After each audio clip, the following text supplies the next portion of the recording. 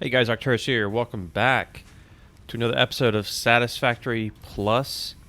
In the last episode, we did some stuff. We got some copper going, and we also got some of this sapmonium going. And I'm actually curious if the MAM is. Wait, what was I doing?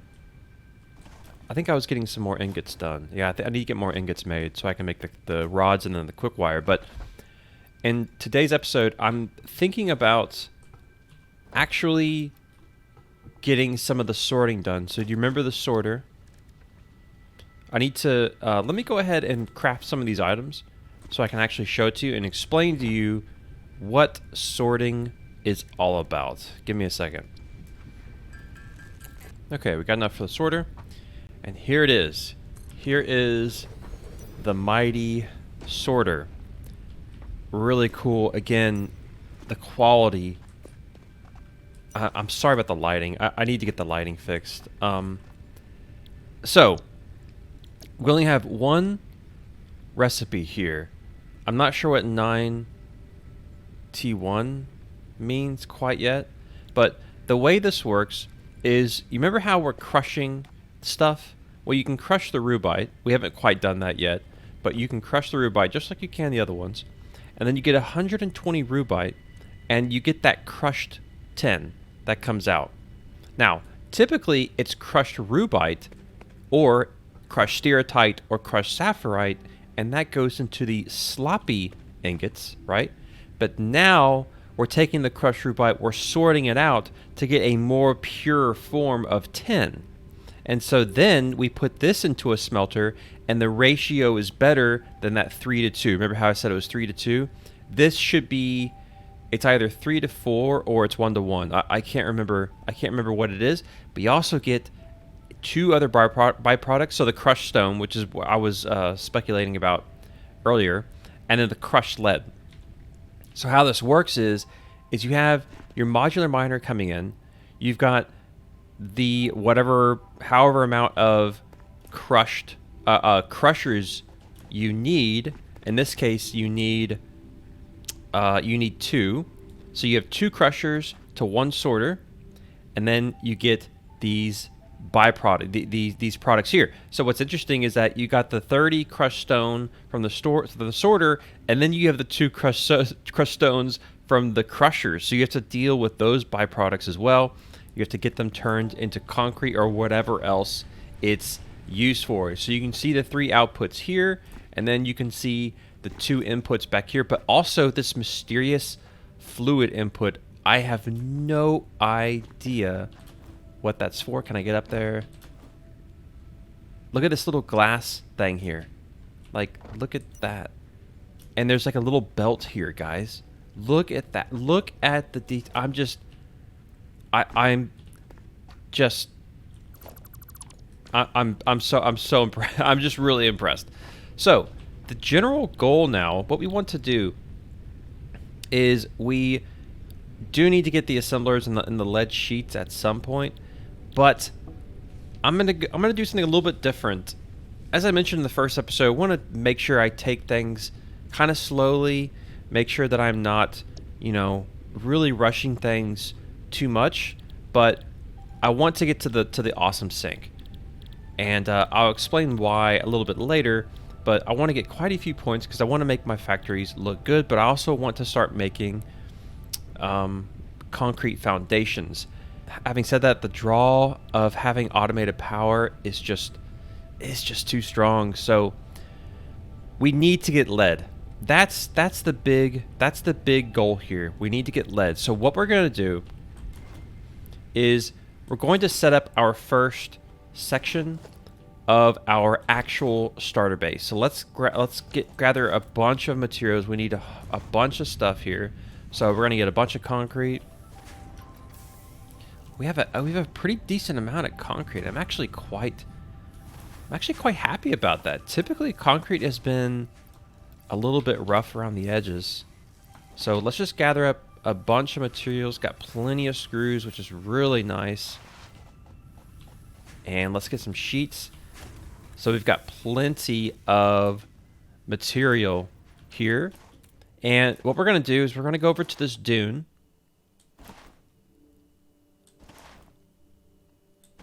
And by the way, we're not even close to building the space elevator.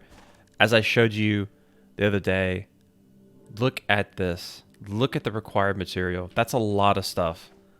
That is a lot of junk. I'll explain what those frames are a bit later. You'll see. So what we're gonna do is we're gonna hit the highest dune here. So it's probably right around here, but we're also gonna make sure that it's aligned to north. And this is our grid. So this is our official grid here. So we're just gonna do it one more up like this, and this will be our starter base. Now I kind of don't want this like this far away, so gonna have to spend some resources here, and we're just gonna do something like this, and we're just kind of improving this, but effectively what I want to do is make a rubite section, a stereotype section, and then a sapphirite section. That's going to be the easiest way of doing this, most likely. And again, you can see like the sheer amount of resources that I'm spending here. It is really something. So yeah, this is a bit of an improv here. We're just kind of trying to figure things out here, figuring out where stuff should belong, where it should be. Really not oh god, not a big deal, but I ran out of iron sheets. However, that's a pretty solid start. So let me take care of you. Need more alien meat. Come here.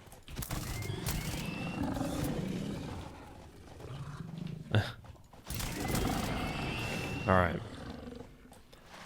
So, let's go grab some more iron sheets, and we'll continue with the starter base here.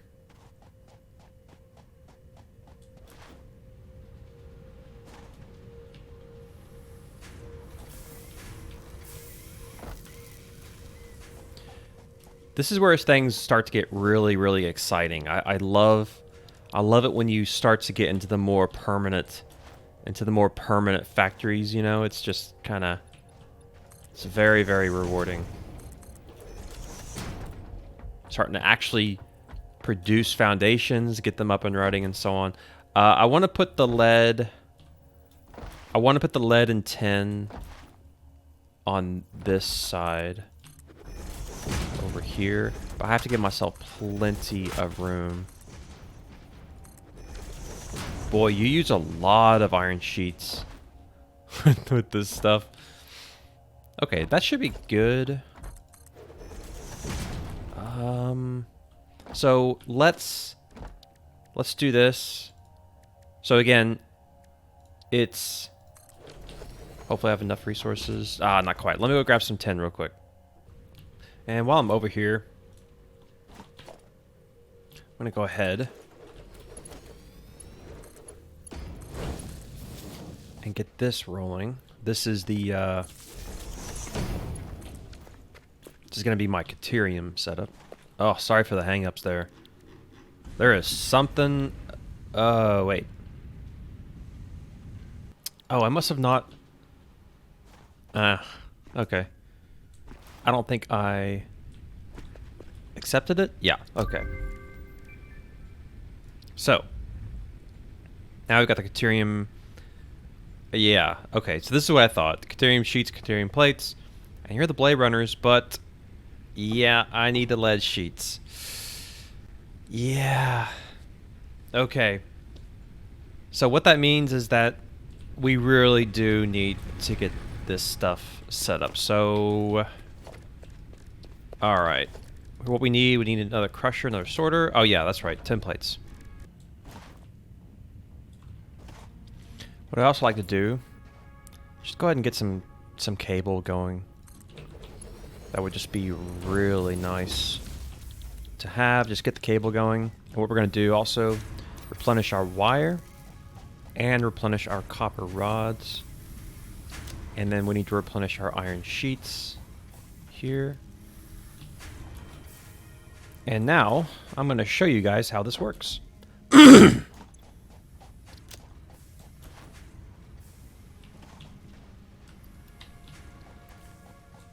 I've been talking about ore sorting for quite a while now. So now I will finally explain to you how it works. So what I'm going to do is I'm going to set up 2 crushers, kind of like this. Okay, and I'm going to put a sorter right in the middle. Somewhere like maybe right here, something like that. I'll probably adjust this a little bit later.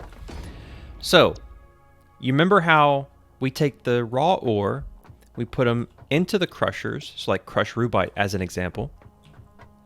And then we get this crushed rubite, and then what we do with the crushed rubite is we put it straight into a smelter. And then we use that smelter to make the sloppy ingots.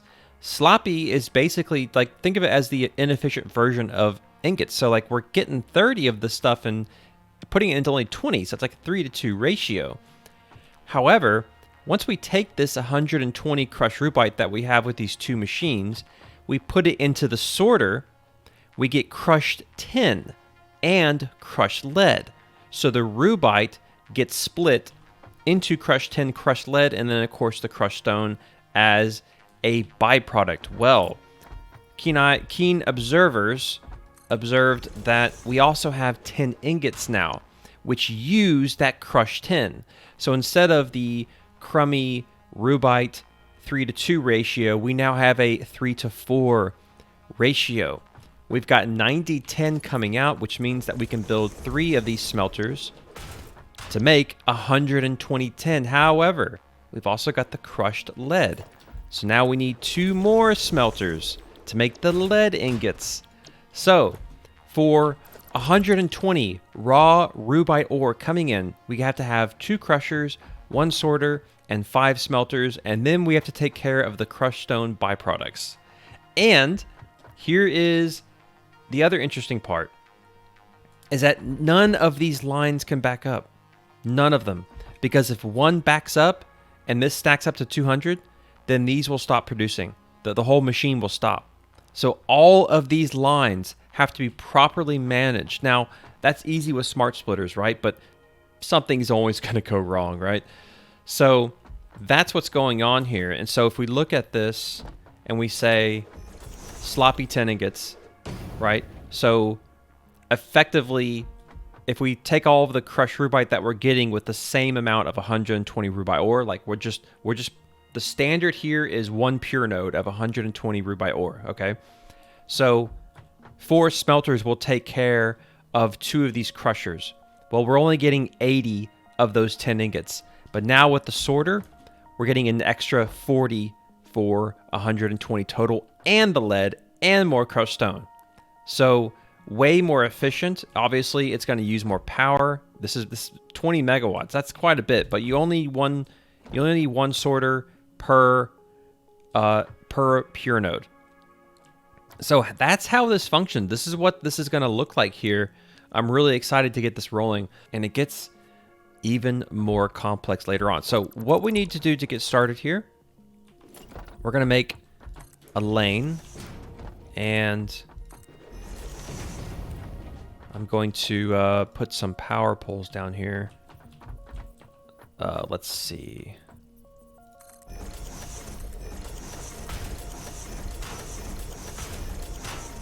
So I probably could make my main starter base way over there, but I want to have it sort of out in the middle of the desert, out in the middle of the desert here. So this is going to be the rubite. So these 2 will be rubite, these 2 will be sapphirite, and these 2 will be steertite. The steertite will be way down yonder.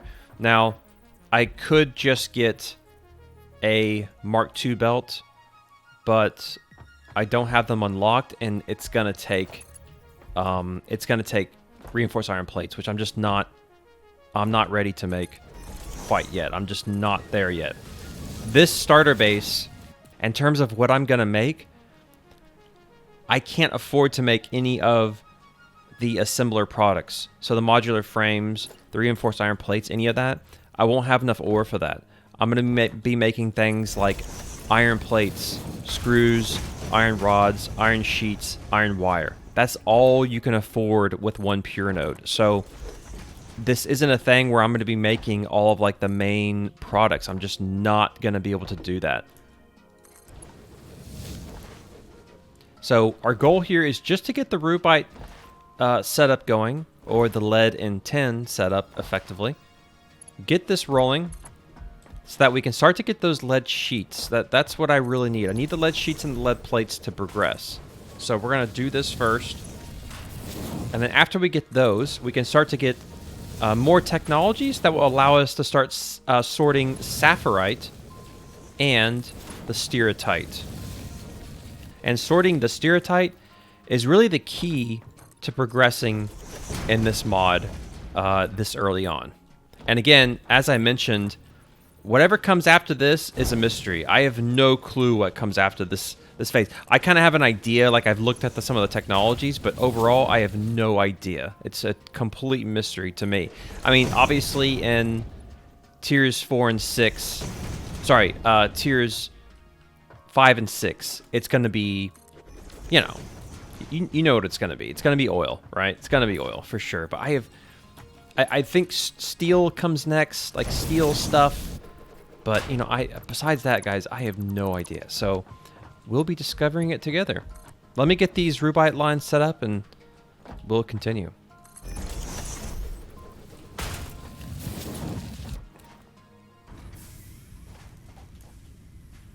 You know, I forgot to turn the Keterium rods on. Oh my gosh. Gotta go over there and do that real quick. Ran out of satmonium ore here, so I'll have to go and make another trip, but that's not a big deal really. Let's get this rubite line going here.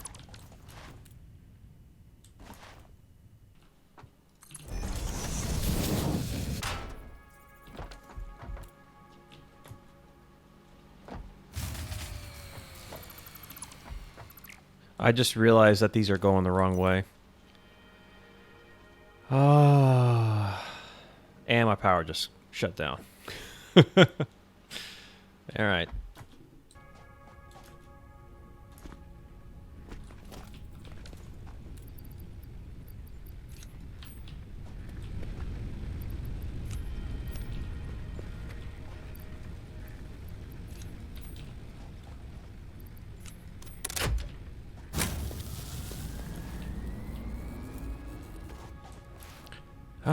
Now time to go delete all those belts. Whoops.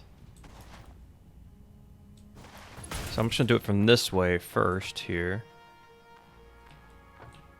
Like this. Okay, now I can do it the right way.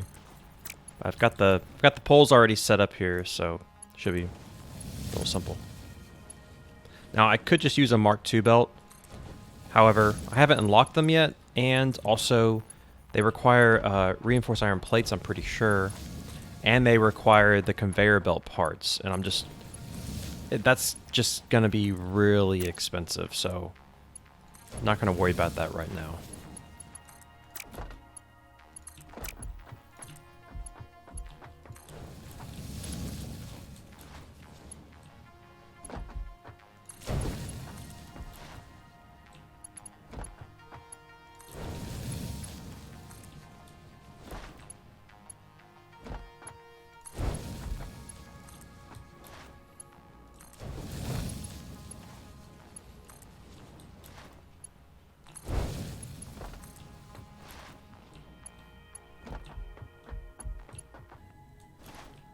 So while I get this line set up here, I want to talk a little bit about my sort of style of factory. I will not be doing a mega factory. They're just kind of awful, to be honest. They're convenient, but awful. The lag is just terrible, and it doesn't matter oftentimes how good your computer is, you're gonna lag at some point. So I won't be doing a mega factory. I'll be doing little like satellite factories or outposts, things like that. It's going to be a lot of fun. I love doing it that way. It makes it way more interesting because you have to deal with logistics and you got to get like truck lines set up. In my last playthrough, I used quite a few truck lines. I know they can seem a little bit janky, but if you use them the right way, trucks are amazing. They work so well. You just have to set it up properly. That's the key. It's got to be set up the right way. So I'll be showing you how to do that. Who knows when? I have no idea when I'll get trucks, and I have no idea when I'll be able to get the fuel for the trucks, most importantly. So let's set up a little bit of power infrastructure over here. In terms of this side of my starter base, this will be the very far edge here. So let's go get some more concrete first. Boy, that rubite is way down there. I know it's a long trek, but I want to make sure that things are organized here. So let's just finish out this edge here, and then we'll get the power poles in. And we're going to need, this is going to be expanded. We're going to need way more room than this. This is going to have to come way out here. So I'm out of iron sheets now. Let's go fill up on everything, but also let's get the power poles in. This is why you got to have this starter base here. It is absolutely essential. You just, the amount of materials you need is just out of this world. Grab some cable. Nice. That's what I want to see. Full stack of cable. Feels good.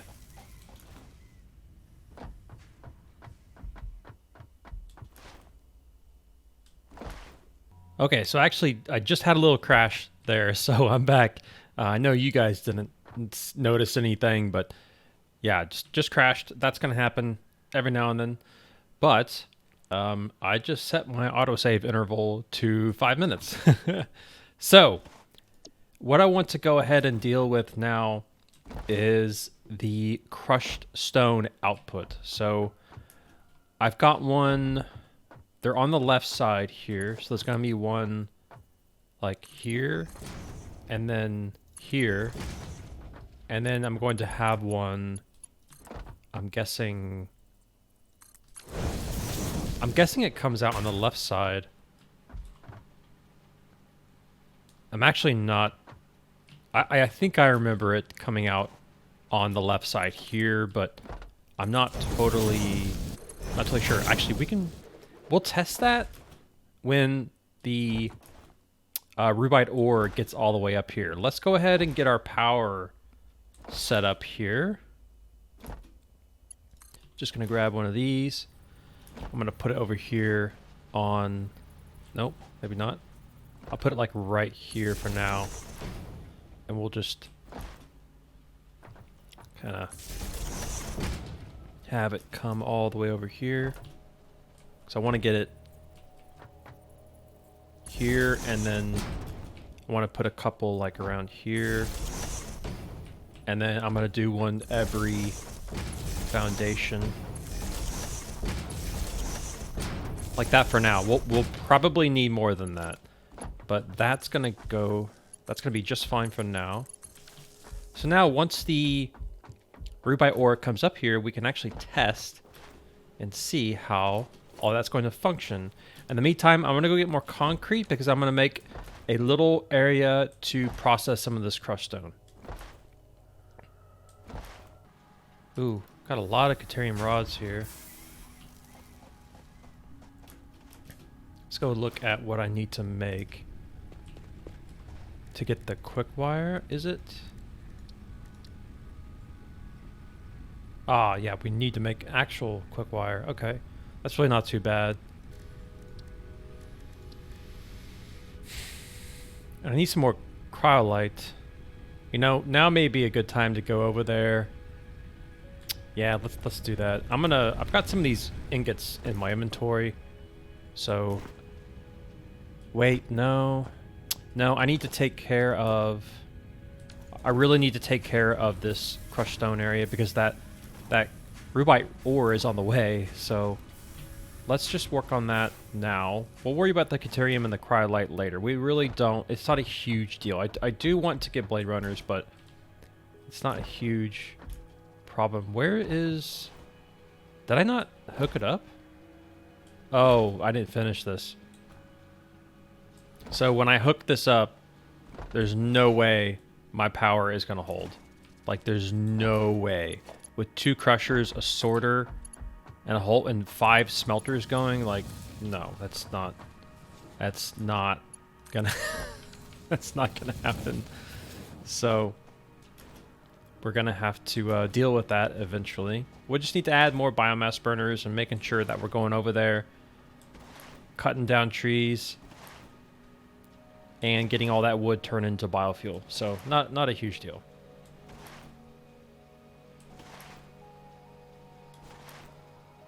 And so what we want to do here is, this is going to be our line of crushers. So if we kind of do something like this. Oh, that's weird. The little bounding box sort of disappears when I move it in. You see that? So if this is lined up here, then all of the crushed stone is going to go this way on this line, like that. Maybe I should do it like maybe right here. Something like that. These can go away now. Don't need those. And then what I can do is just do a little ramp here. Have it all come over here, and I'll make like a little separate sort of concrete section. Unfortunately, though, what I'm realizing now, this is 60 per minute, and this is 30 as well, right? Yeah, so this is 90 per minute. So I have to get Mark II belts. And in fact, I'm not going to be able to handle all of the crushed stone on one line, which means that they're all going to have to come in this way. So I'm going to have to do 3 separate lines of this, you see, because each of these are going to have to be Mark II belts, because each section will be producing 90 a minute, and it has to get out. There can't be any delay. I mean, technically I can put both of these on one Mark I belt, and then I can make this a separate one, but that just adds more complication. So I am going to need Mark II belts fairly soon, and by soon I mean like now, to be honest. But let's go ahead and get this infrastructure set up. Just do something really simple like this. Gonna have to move this guy. We will do that. And then we'll also expand this one down a few, because we are going to make quite a few constructors here in order to fit in all the concrete. So once again, we've got 90 per section. We've got 3 sections, so 270. And how much is it? Oh, let me get some rips made.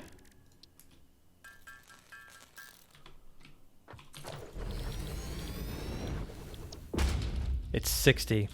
So this is going to be like, what, 4.5? Oops. Yeah, 4.5. So we need 5 constructors, or we can underclock one, which once we get the clocking stuff, assuming it hasn't changed in this mod, which I don't think it has, we will either underclock it, or we'll just let it run at half efficiency. Picking up some more supplies. Let me drop off these ingots. Just want to get rid of them.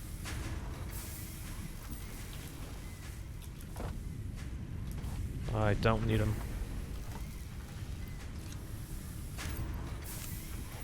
I guess I could just throw them away. That would probably be better. These are all filled up anyway. So one thing I'm going to be prioritizing fairly soon is I can't change the day-night cycle. So I know that's kind of unfortunate for YouTube, and I really understand that, but it's really important that the mod functions this way. So one thing I'm going to do, prioritize, is getting lights, because lights will really help out with that. Will help out with your viewership. I appreciate your patience in that regard. What was I doing? Oh, I needed materials, which I have now. I think... So we need... Again, we need 5 constructors over here.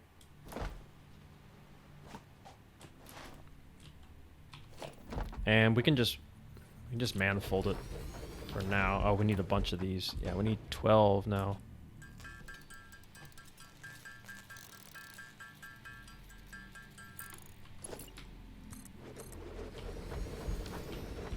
We'll just make a couple screws here, not a big deal.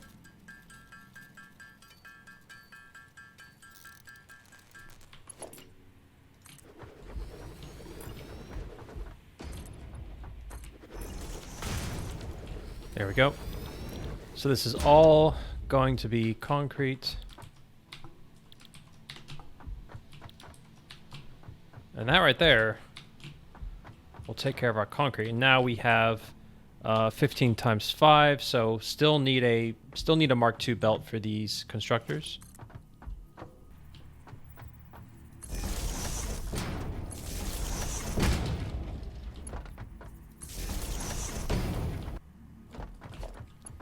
So let's get this power hooked up here,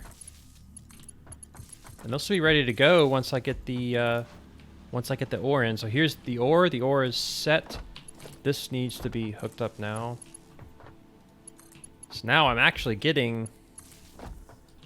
It's actually coming in. We are ready to start sorting now. We just really need some more screws, but you know, I'll finish up this this part in the next episode. Thank you guys for joining me, and I'll see you next time.